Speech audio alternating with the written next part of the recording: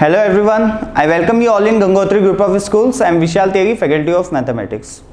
Okay तो last lecture में बच्चों हमने interval of increase, interval of decrease in चीज़ों के बारे में डिस्कस किया था, एज वेल एज मैंने कुछ चीज़ें आपको ऐसे कुछ बताई थी कि एफ डबल डैश एक्स अगर लेस देन ज़ीरो हो, एफ डबल डैश एक्स अगर लेस देन ज़ीरो हो तो एफ डैश एक्स पर हम कमेंट कर सकते हैं, एफ डबल डैश एक्स अगर ग्रेटर देन ज़ीरो हो तो अब हम एफ डैश एक्स पर फिर से कमेंट कर सकते हैं।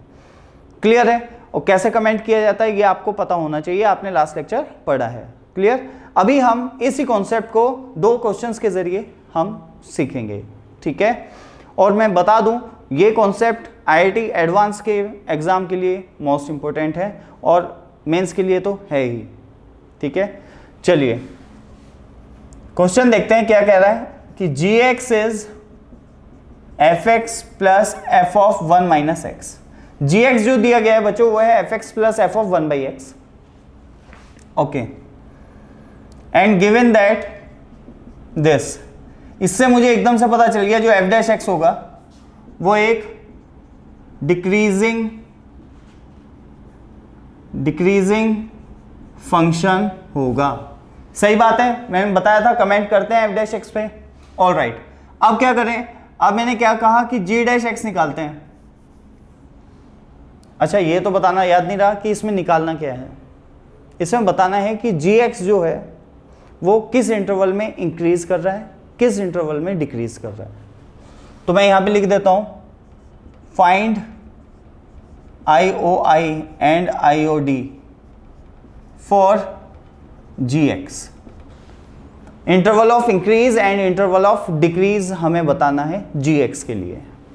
ऑल राइट, तो मैंने कहा देखिए यहां तक तो बात समझ आ गई।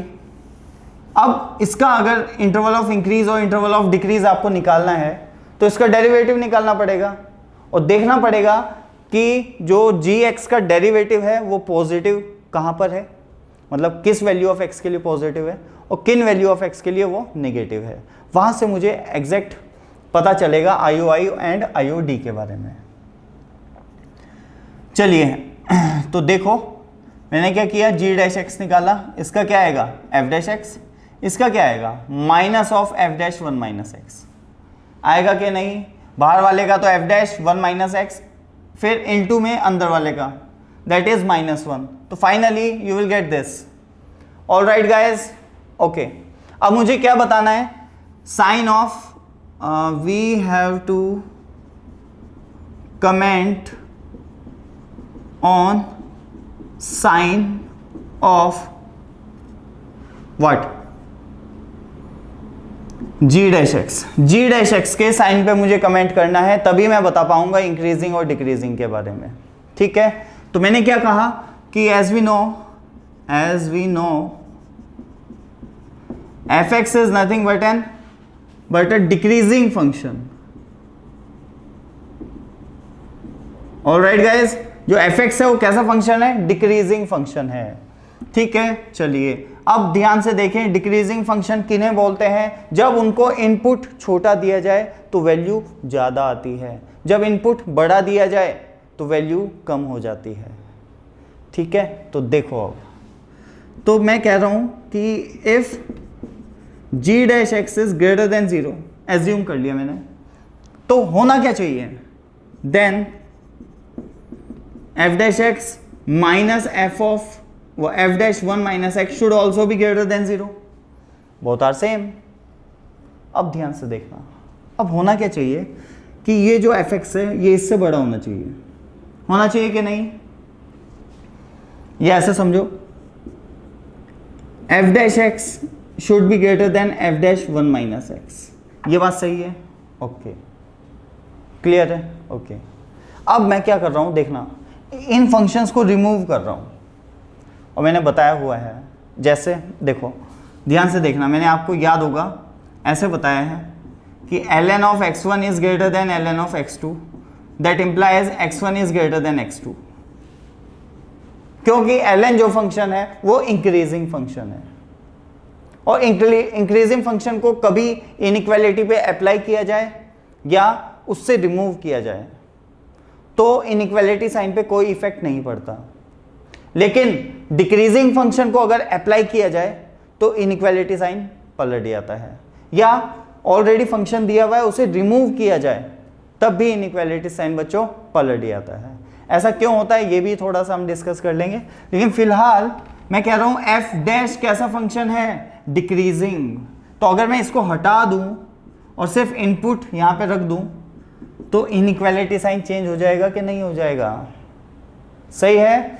और यहां से मैं कैलकुलेट कर लूंगा कि x इज लेस देन 1/2। तो ये चीज कब ट्रू है, when x is less then 1/2। Alright बच्चों, ठीक है, ओके। अच्छा, अब मैं कंसीडर कर रहा हूं कि if g dash x is less than 0 then f dash x minus f dash 1 minus x should also be less than 0. What does it mean? It means this. और फिर से डिक्रीजिंग फंक्शन को remove करोगे तो inequality sign change हो जाएगा और बोल देगा x ग्रेटर देन 1/2। बात समझ आई? g dash x less than 0 कब है, when x is greater than 1/2। g dash x greater than 0 कब है, when x is less than 1/2। Okay, यहां से मुझे क्या मिल गया, मिल गया सब कुछ, इंटरवल ऑफ इंक्रीज किसका, gx का। कहां पे इंटरवल ऑफ इंक्रीज क्या है, gx का, जहां पे g डैश x पॉजिटिव होगा। g डैश x पॉजिटिव कहां है, व्हेन x बिलोंग्स टू -∞ से 1/2। Interval of decrease when g dash x is less than 0, less than 0। देख लो, बताओ, when x belongs to, बोलो 1/2 से इनफाइनाइट। समझ आया बच्चों? अच्छा, ऐसा क्यों होता है जल्दी से एक बार बताऊंगा, पहले बता चुका हूं बहुत बार। देखो, ये डिक्रीजिंग फंक्शन है, ये इससे बड़ा होना चाहिए और डिक्रीजिंग है, ज्यादा इनपुट देते हैं तो आउटपुट कम आता है, तो इसका मतलब ये इससे बड़ा होना चाहिए। दैट मीन्स इसका इनपुट इससे छोटा होना चाहिए, क्योंकि इनपुट को बढ़ाओगे तो वैल्यू कम होती है, तो ये चीज इससे बड़ी होनी चाहिए या नहीं। 1 minus X should be greater then x, तभी ये चीज इससे छोटी होगी। बात समझ गए?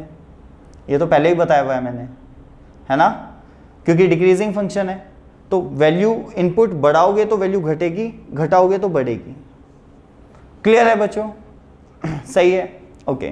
तो बस यही कॉन्सेप्ट थी, ऐसे इस टाइप के क्वेश्चन को सॉल्व करके आंसर निकाल देते हैं चुटकियों में। सिमिलरली अभी हम नेक्स्ट क्वेश्चन पे आएंगे दिस, ठीक है, उससे पहले आप जल्दी से इसको कॉपी कर लें। ऑलराइट गाइज, नेक्स्ट क्वेश्चन पे मूव करते हैं।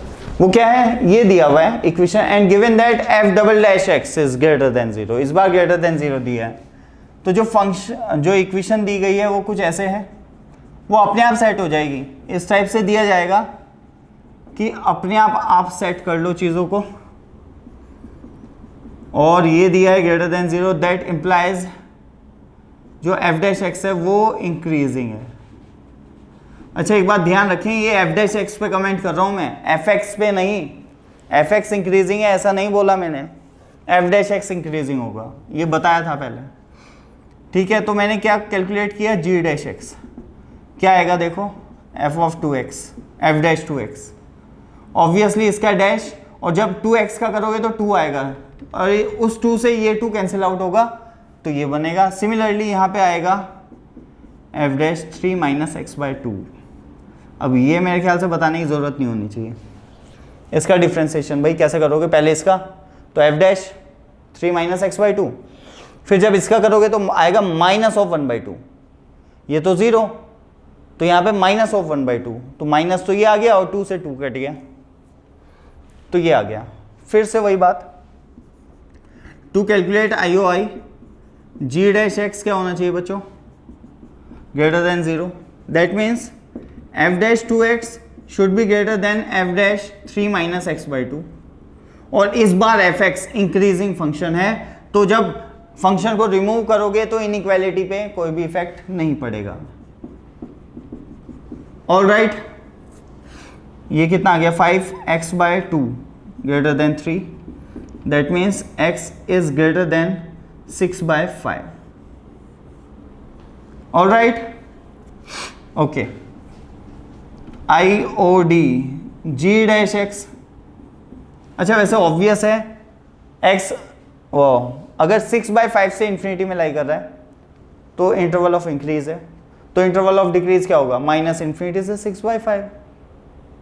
बात सही है या नहीं? बिल्कुल बात सही है. तो ठीक है, अब कर लेते हैं. कैसे करें? हाँ, इस बार ऐसे लिख दूंगा मैं. सही है, तो इनइक्वालिटी पे कोई इफेक्ट नहीं पड़ता है. तो यहाँ पे आ जाएगा x < 6/5. तो यहाँ पे आ गया x belongs to 6/5 to infinite and x belongs to 6/5 sorry -infinity से 6/5. ऑलराइट बच्चों, समझ आई बात?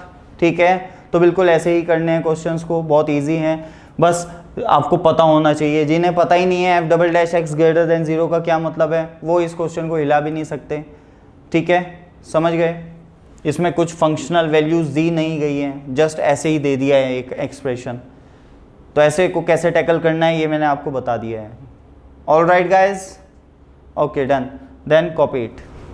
ओके बच्चों, अभी हम देखने जा रहे हैं greatest and least value. Greatest और लीस्ट वैल्यू क्या चीज़ है? मतलब किसी एक इंटरवल में एक फंक्शन लाई कर रहा है, किसी एक इंटरवल में उसकी जो ग्रेटेस्ट वैल्यू है, सबसे बड़ी value, is called greatest value and सबसे छोटी value is called least value. That's all. ठीक है, इसका मतलब देखिए ग्राफिकली, जैसे ये है,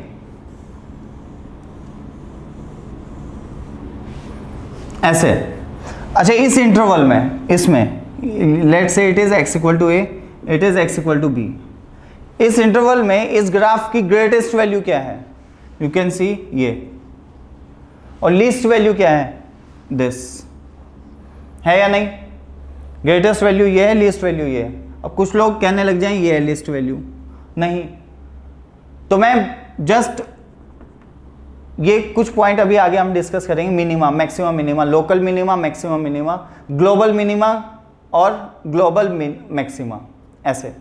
ठीक है, तो ग्रेटेस्ट और लीस्ट वैल्यू क्या है कि एक इंटरवल में जो सबसे बड़ी वैल्यू है वो ग्रेटेस्ट वैल्यू है और जो सबसे छोटी वैल्यू है वो लीस्ट वैल्यू है. ऑलराइट गाइज, तो इस बारे में अभी हम डिस्कस करने जा रहे हैं. ठीक है, तो चलिए देखते हैं. देखो, अब मैं आपको बताता हूँ ग्रेटेस्ट और लीस्ट वैल्यू आपको कैसे डिस्कस करनी है. वैसे मैं ऑलरेडी बता चुका भी हूँ फंक्शन में. ठीक है, लेकिन अभी हम प्रॉपर तरीके से पढ़ेंगे. तो ग्रेटेस्ट और लीस्ट वैल्यू, तो मैं लिख देता हूँ इफ, या एक मिनट रुको, if f(x),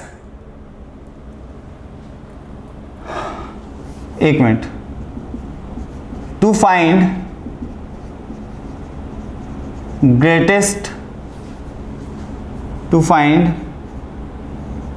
greatest and least value of function f(x) in an interval. ठीक है, एक इंटरवल में, in an interval let's say x a to b, x belongs to a to b में. ठीक है, एक इंटरवल है a to b, उसमें हमें बतानी है ग्रेटेस्ट और least value. We should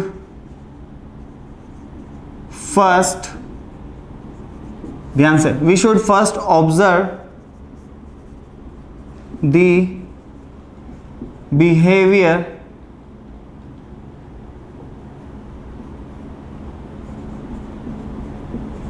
behavior of f(x) in that interval. ठीक है, उस इंटरवल में f(x) का बिहेवियर हमें पता होना चाहिए. ठीक है, फिर हम निकालते हैं. लेट्स से 1.1 क्या है? If f(x) is increasing in x belongs to a to b, जो इंटरवल a टू b है ना उसमें जो fx है वो इंक्रीजिंग है, then greatest value gv, greatest value क्या है ये, greatest value will be f of b and least value lv will be f of a। Obviously अगर फंक्शन ध्यान से देखो a टू b में इंक्रीजिंग है तो कुछ ऐसे होगा, बढ़ता जा रहा है, तो लीस्ट वैल्यू कहाँ मिलेगी, a पे, और ग्रेटेस्ट वैल्यू कहाँ मिलेगी, b पे। ऑब्वियसली क्लियर है बात, तो एकदम से मुझे पता चल जाएगा ग्रेटेस्ट और लीस्ट वैल्यू, ठीक है। और यहां से मैं लिख सकता हूं range of function will be f of a to f of b। ये मैंने सारी चीजें रेंज में ही डिस्कस की थी, याद होगा आपको, ठीक है, ये मैंने सारी चीजें रेंज में डिस्कस की थी। अच्छा, ये जो मैं बात कर रहा हूं ये सभी कॉन्टिन्यूअस फंक्शन के लिए बात कर रहा हूं, the function which is continuous, ठीक है, तभी आप रेंज एफ ए से एफ बी बोल सकते हो। ग्रेटेस्ट वैल्यू तो बात ठीक है, समझ आती है, जी बी और जी ए होंगी ग्रेटेस्ट, क्लियर। लेकिन अगर रेंज पे बात कर रहा हूं तो उसके लिए फंक्शन कॉन्टिन्यूअस भी होना चाहिए, ठीक है। यहां तक तो चलेगा अगर फंक्शन डिसकंटिन्यूअस भी है लेकिन इंक्रीजिंग है, जैसे देखो ऐसा है कुछ फंक्शन, क्लियर। तो मैं कह रहा हूं बताओ ग्रेटेस्ट वैल्यू कौन सी है, obviously G B. Least value कौन सी है, obviously G A, sorry F B और एफ ए, ऑल राइट। लेकिन क्या रेंज बोल सकता हूं क्या मैं, जी ए से G B, sorry F A से एफ बी, नहीं, ये वाले पॉइंट तो है ही नहीं, ठीक है। तो अगर मैं रेंज बोल रहा हूं तो मैं लिख देता हूं function, the range of function is this if F X is what, continuous, ठीक है। अगर एफ एक्स बच्चों कैसा है, कॉन्टिन्यूअस फंक्शन है तब, ऑल राइट। ये बात समझ आई कि अगर एफ एक्स एक इंक्रीजिंग फंक्शन है तो ऐसा कुछ सिनेरियो बनेगा, ठीक है। अब नेक्स्ट पॉइंट पे आते हैं कि अगर एफ एक्स डिक्रीजिंग हो जाए तब। उससे पहले आप इसको जल्दी से नोट करें, ओके। तो सेकेंड पॉइंट देखो, यहां पे लिखता हूं सेकेंड पॉइंट, अच्छा इसको भी हटा दूं। Second is this, if F X is decreasing function, अगर एफ एक्स डिक्रीजिंग फंक्शन है तो कैसा होगा ग्राफ, ऐसे। तो G V greatest value will be F of A, और लीस्ट वैल्यू क्या होगी बच्चों, एफ ऑफ बी। ऑब्वियसली ये एक्स बी है, ये एक्स ए है, इसके लिए क्लियर है मेरी बात, बिल्कुल होना चाहिए या नहीं, ओके।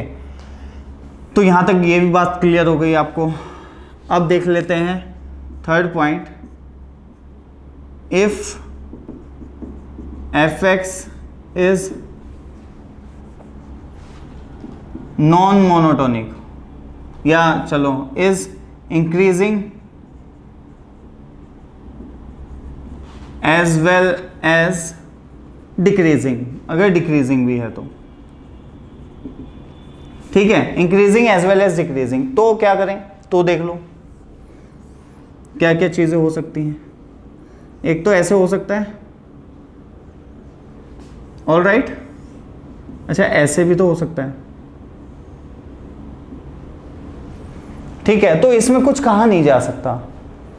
तो अगर कॉन्केव डाउनवर्ड्स है जैसा ये, ठीक है, तो इस केस में आपको पता होना चाहिए कि एफ डबल डैश एक्स कैसा होगा, लेस देन जीरो। इस केस में एफ डबल डैश एक्स कैसा है, लेस देन जीरो।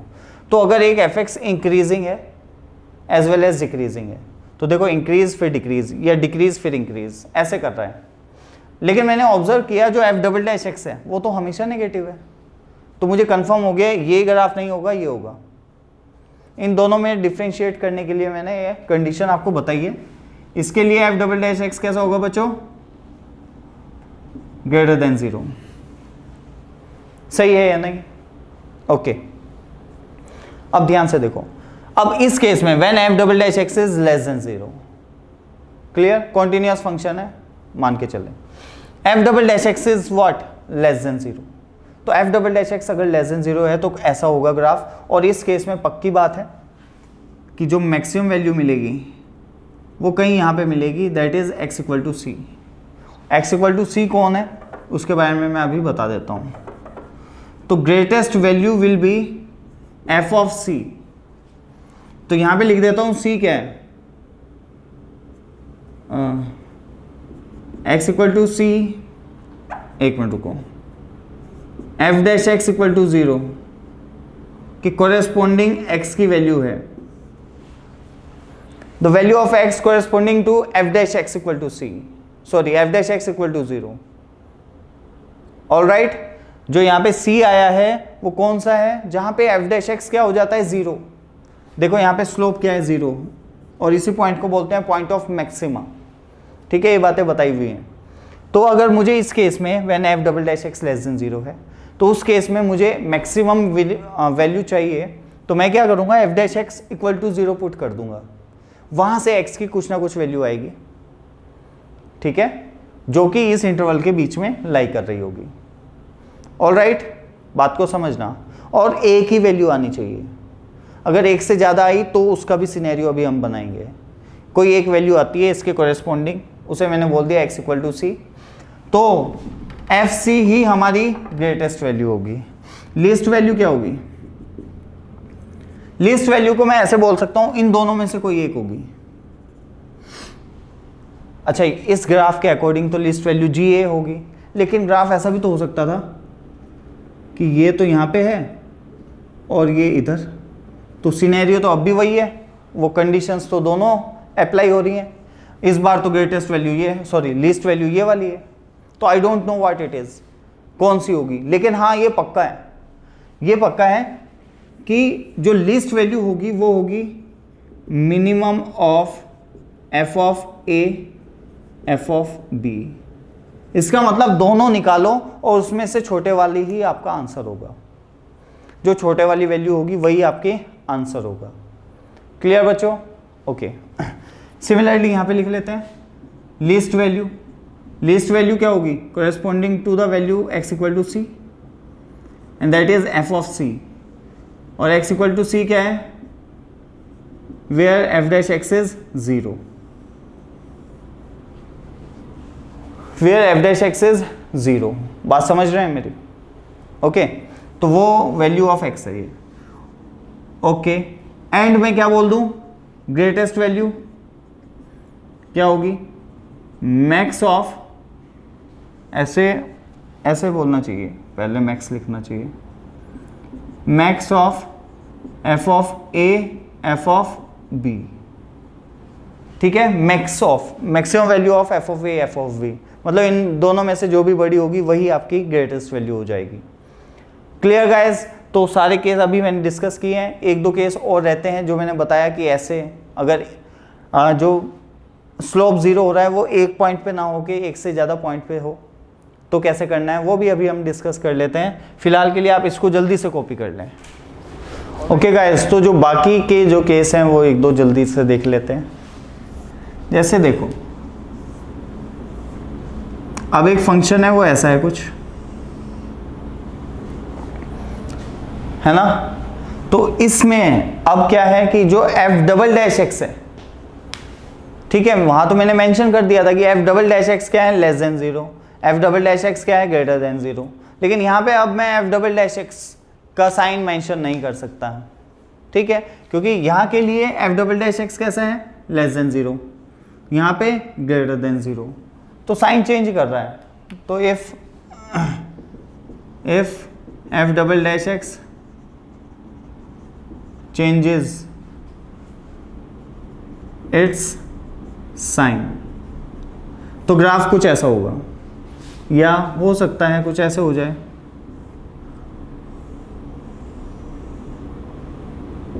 ऐसे कैसे भी हो सकता है ना। ओके, तो ऐसे में हमें क्या करना है, ऐसे में जब इस टाइप की चीज़ें हों तो क्या करना होता है, तो ध्यान से देखेंगे।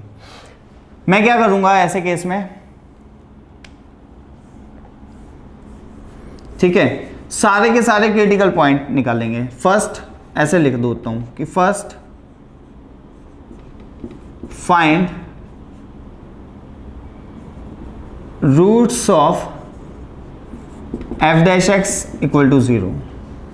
ठीक है, in this case it they will be let we have या first find the roots of this. Let's say roots are alpha and beta। मान लेते हैं रूट्स अल्फा बीटा हैं। दैट मीन्स ये कौन सी लाइन है, x इक्वल टू अल्फा, ये कौन सी है, x equal to beta.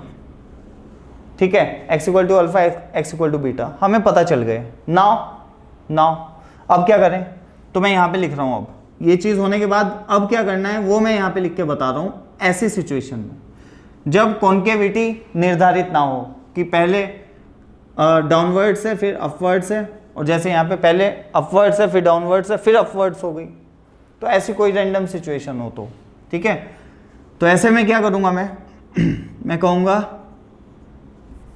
Greatest value will B maximum of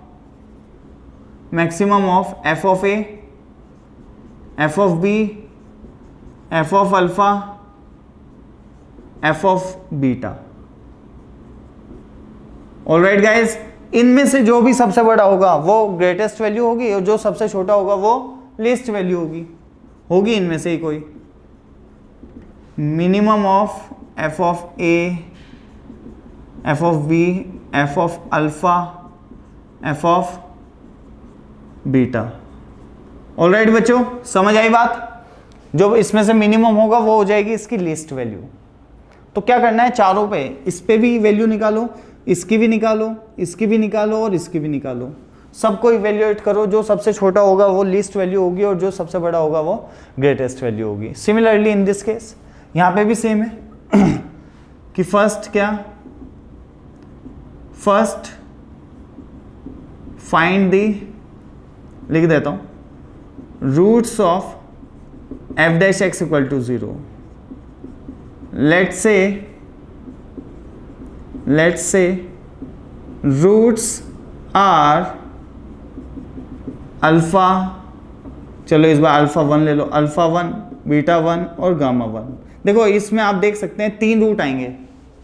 अब मुझे नहीं पता है, वो तो आपको सॉल्व करके पता चलेगा वैसे, लेकिन ग्राफिकली मैं देख सकता हूं कि 3 रूट आने चाहिए। एक तो ये, इसको मैंने बोल दिया x इक्वल टू अल्फा 1,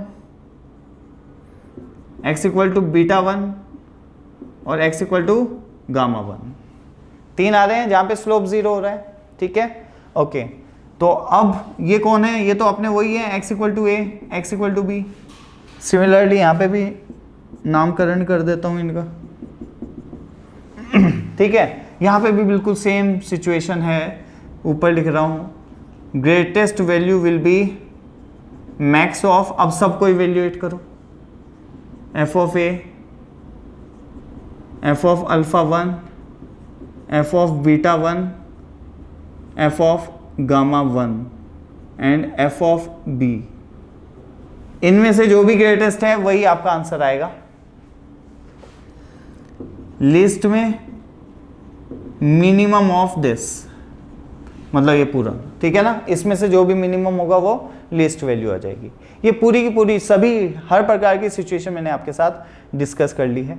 ठीक है, अगर डिसकंटिन्यूअस फंक्शन हो तो तभी उसी टाइम देखा जाएगा, लेकिन चीज़ें यहीं पे कवर हो जाएंगी सारी की सारी। ऑलराइट बच्चों, यहाँ तक क्लियर है सबको? ठीक है, चलिए पॉज करके इसको नोट कर लें, देन हम आगे बढ़ते हैं।